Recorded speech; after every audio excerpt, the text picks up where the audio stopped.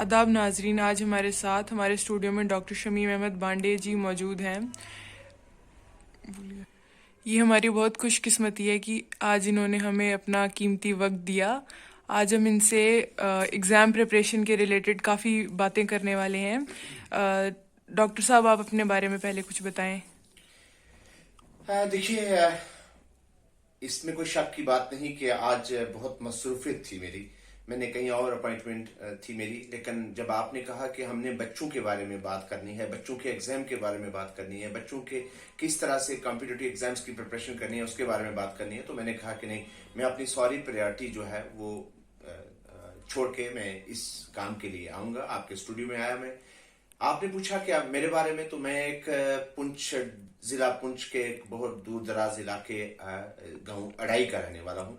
मेरी स्कूलिंग वहीं हुई। मैंने हाई स्कूल तक मंडी में पढ़ा, 11th 12th मंडी में की, हायर सेकेंडरी भी वहीं हुई, और उसके बाद डिग्री कॉलेज पुंछ, जो कि आज कृष्ण चंद्र मेमोरियल डिग्री कॉलेज पुंछ हो गया है, वहां पे हमने ग्रेजुएशन की, और फिर अलीगढ़ मुस्लिम यूनिवर्सिटी में फर्दर हमने अपनी एजुकेशन को कंप्लीट किया।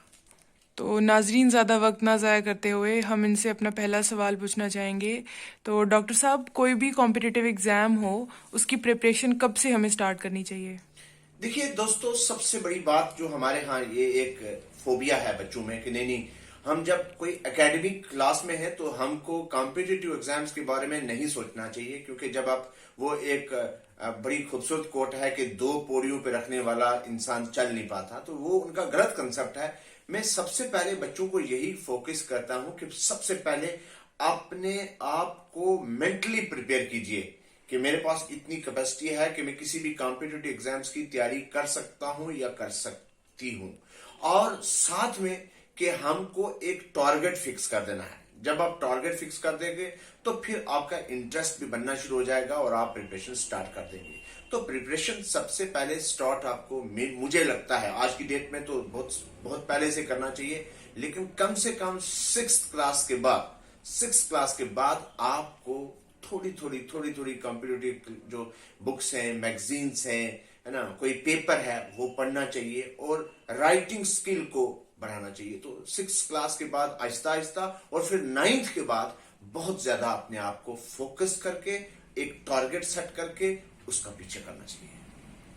और टाइम टेबल क्या बनाना चाहिए, किस हिसाब से पढ़ना चाहिए? देखिए, जब आप एकेडमिक में हैं तो ये इसमें कोई शक की बात नहीं कि आपको ज्यादा टाइम एकेडमिक्स में देना है। वो इसलिए देना है क्योंकि आपको एक एग्जाम पास करना है, और इस एग्जाम को पास नहीं करना बल्कि आपको अच्छे तरीके से अपने कंसेप्ट्स को क्लियर करना है। आपको स्कूल में जाना है, आपके प्रैक्टिकल्स हैं, आपका टाइम टेबल, एक सेट टाइम टेबल होता है कि इतने से इतने बजे तक मुझे स्कूल में जाना है, इतने बजे मुझे कोचिंग क्लासेस में जाना है। तो वो ज्यादा टाइम आपने वहां पे एकेडमिक्स को देना है, लेकिन आपकी प्रिपरेशन इस तरह से हो कि जब आप किसी टॉपिक के पढ़ रहे हो और आपको लगता है कि नहीं ये जो पॉइंट एक है ये कॉम्पिटिटिव एग्जाम्स के काम आ सकता है, तो उसको आप पेन डाउन कीजिए। आप सेपरेट नोटबुक बना लीजिए, और जो भी आप एकेडमिक की तैयारी कर रहे हो, जो आप थ्योरी पढ़ रहे हो, उस थ्योरी में से वो सारे पॉइंट आप लिख के रखते रहे। तो इस तरह से आपका एक टाइम जो है वो डिस्टर्ब नहीं होगा। तो सेट टाइम टेबल के हिसाब से आपका एकेडमिक और साथ में कॉम्पिटिटिव एग्जाम्स की तैयारी भी होती रहेगी। इसके साथ साथ में पर डे कुछ वक्त, चाहे वो 2 घंटे हैं, 3 है या 4 घंटे हैं, वो आप मैगजीन्स को पढ़ने में लगाइए। वो आप नेशनल या इंटरनेशनल जो भी कोई हमारा कोई समिट हो रहा है, कोई कॉन्फ्रेंस हो रही है, कोई ऑफिस में कोई बड़ी कोई एक्टिविटी हो रही है, कोई डिस्कवरी हो रही है, कोई साइंस में कोई नई चीज आजाद हो रही है, कंप्यूटर में कोई नई चीज आ रही है, उन चीजों को पढ़ते रहा करें। और ईयर बुक जो है जरूर, और मैगजीन जो है वो जरूर पढ़ा करें साथ में। तो इसमें मेनली कौन से सब्जेक्ट्स पे फोकस रहना चाहिए हमारा? देखिए, जब आप अगर आप सिविल सर्विसेज की तैयारी करते हैं तो फिर आपको जनरल स्टडीज के बारे में चल रहे हैं। मजा तो तब है कि आपके टिप्स पे हो कि कॉन्स्टिट्यूशन कब बना, किसने बनाया, फंडामेंटल राइट्स कहां से लाए, फंडामेंटल ड्यूटी कहां से लाई, मोहम्मद बिन कासिम कौन थे, महमूद गजनवी कौन थे, मोहम्मद गोरी कौन थे। तो ये चीजें, सब चीजें आपको टिप्स पे होनी चाहिए। ये तभी हो सकती हैं जब इन सब चीजों को आप कहानी बना के, जैसे आपने अगर फिल्म दिलवाले दुल्हनिया ले जाएंगे 90s में देखी थी, आज भी उसका एक एक सीन याद है। मुझे आज भी याद है कि बहुत सारे बच्चों को जब मैं पूछता हूं तो वो कहते हैं आज भी कि जब शाहरुख खान ने लंदन में या स्विट्जरलैंड में कहा था काजोल से कि पलट पलट पलट, तो वो सीन उनको याद है। वो ट्रेन में जब वो काजोल को कह रहा था कि तुम्हारी आंखें मेरी नानी जैसी हैं, तो वो याद है। तो ऐसा क्या है कि अगर वो फिल्म की स्टोरी याद रहती है तो हम लोग अपनी एकेडमिक्स को, कॉम्पिटिटिव बुक्स को भूल जाते हैं, क्योंकि हम लोग 100% फोकस नहीं कर पाते। तो हम लोगों को कहानी बना बना के ये सब चीजें पढ़नी है, और फिर टाइम टेबल इस तरह का होना चाहिए कि हमको इतने इतने आज शाम को हमको पॉलिटी का ये पोर्शन खत्म करना है, साइंस का ये करना है, कंप्यूटर का ये करना है, ज्योग्राफी का ये करना है, और इसी तरह से अगर कोई नीट की प्रिपरेशन कर रहा है तो हमें फिजिक्स का ये पोर्शन करना है, बॉटनी का, बायो का ये करना है, केमिस्ट्री का ये करना है। तो जब आप टॉपिक वाइज अपना टाइम टेबल बनाओगे तो मुझे लगता है आप ज्यादा फोकस करेंगे। जैसे कोई कंट्रैक्टर होता है ना, वो क्या कहता है, वो कहता है कि मुझे ये मकान जो है बना देना है, आपको 1 लाख रुपया में इसका कॉन्ट्रैक्ट लूंगा। तो वो फिर दिन रात लगाता है, पूरी कंसंट्रेशन, पूरी जान लगा देता है। तो वो काम जो अगर डेली पे हम करते तो 2 महीने में होना था, वो 1 महीने में करता है। तो इसी तरह से आपको एक कॉन्ट्रैक्ट लेना है, आपको टाइम टेबल एक टॉपिक के हिसाब से लेके चलना है, तो उसमें आप बहुत अच्छे तरीके से प्रिपरेशन कर सकते हैं।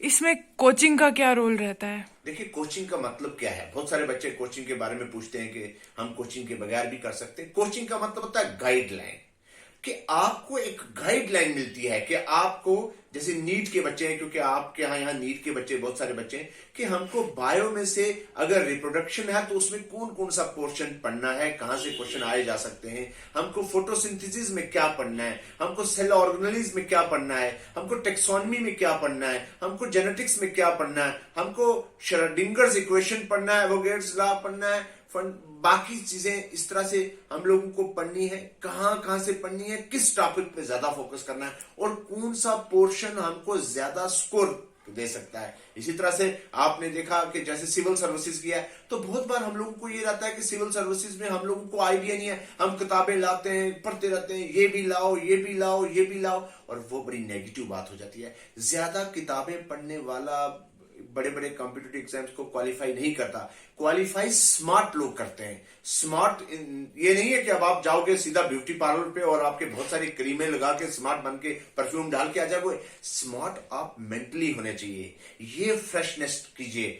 आप जब स्मार्ट होगे जब आप टेक्निकल तैयारी करोगे। टेक्निकल तैयारी में क्या होता है कि आपने, जैसे मैं कॉन्स्टिट्यूशन की बात करें, हम जब कॉन्स्टिट्यूशन अगर पढ़े तो हमको 10 दिन लग जाएंगे, लेकिन हमने कॉन्स्टिट्यूशन में 1934 है ना, BN राव, फिर उसके बाद सीधा 1936 भाई जवाहरलाल नेहरू ने कहा ऑफिशियली कि नहीं होना चाहिए। 1942 में आपका अगस्त ऑफर आ गया। 1946 में कॉन्स्टिट्यूएंट असेंबली बन गई। 1949 में हमारा कॉन्स्टिट्यूशन तैयार होके आ गया 26 नवंबर। तो इस तरह से आपने अपने आप को फोकस करना है। कहानी पढ़ी और उस कहानी में देख लिया कि ये चीज हमें पूछी जा सकती है, उसको किताब में मत कीजिए, उसको पेन डाउन कर लीजिए, नोट तैयार कर लीजिए, और उन नोट्स को आप रिवाइज इजीली कर सकते हैं। क्योंकि जब एग्जाम होता है उस वक्त अगर आप बुक्स को ढूंढने के चक्कर में रहोगे तो बहुत सारा टाइम लग जाएगा और टाइम वेस्ट हो जाएगा। और जब आप रिवाइज नहीं कर पाओगे तो फ्रस्ट्रेशन आएगी, और जब फ्रस्ट्रेशन आएगी तो जो आपको आता होगा वो भी भूल जाओगे। तो स्मार्ट प्रिपरेशन का मतलब यही है कि बहुत सारी किताबों में से समरी निकाल के आप अपने नोट्स तैयार कीजिए, और जिनको आप बस पेज पलटते रहिए फाइनल एग्जाम में, तो आप अच्छे तरीके से स्कोर कर सकते हैं। डेली टाइम कितना डिवोट करना चाहिए प्रिपरेशन के लिए? देखिए, कम से कम आपको जब कोई बड़ा एग्जाम पास कर रहे हो तो कम से कम आपको 14 आवर आपने फोकस करने हैं। ये एकेडमिक वालों के लिए नहीं कह रहा हूं, जो जैसे 12th पास करके कोई नीट की एग्जाम की तैयारी कर रहा है तो 14 से 16 आवर। सिविल सर्विसेज की जिसने अपने आप को पूरा फोकस कर दिया कि नहीं मुझको यही एग्जाम करना है, उसको कोई और नहीं है मसरूफियत, तो वो 14 आवर के लिए अपने आप को फोकस करके पढ़े। और जो बच्चा 9th 10th 11th 12th जो अभी पढ़ रहा है, एकेडमी भी पढ़ रहा है, तो वो भी 4 से लेकर 6 आवर अपनी एकेडमी के साथ साथ में कॉम्पिटिटिव की तैयारी करे। तभी वो आज के इस दौर में, क्योंकि ये कंपटीशन का एरा है, वो अपने आप को कामयाब कर सकता है। जो बहुत सारे अलग अलग टेस्ट सीरीज या VSTs वगैरह होते हैं, वो कितने जरूरी हैं? वो बहुत जरूरी है। देखिए उनसे क्या होता है, बहुत सारे बच्चे, मैंने कहता रहता हूं कि बच्चे टेस्ट सीरीज दीजिए, वीएसटी में आइए, वो डरते नहीं सर पता नहीं हमारे मार्क्स कम हो गए। मार्क्स मैटर नहीं करता।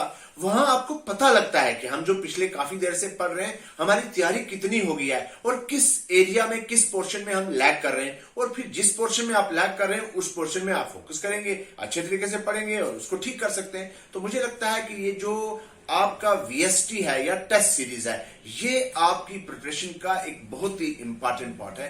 इसमें आप लोगों को पार्टिसिपेट करना चाहिए।